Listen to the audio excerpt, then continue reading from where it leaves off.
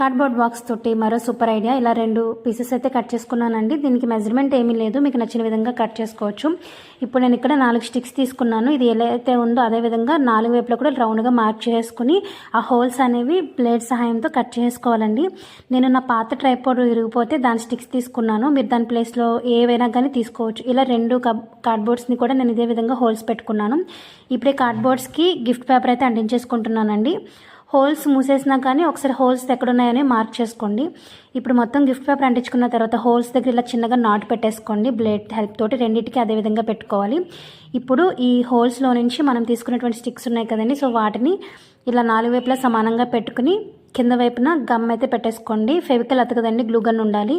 ఇప్పుడు పై వైపున ఇంకొక కార్డ్బోర్డ్ని వీడియోలో చూపిస్తున్న విధంగా కొంచెం కిందకి, అంటే పైన మనకి ఇలా స్టాండ్ లాగా వచ్చే విధంగా కొంచెం కిందకు వచ్చేలాగా చూసుకుని 4 వైపులా గమ్ అతికించేసుకోవాలి.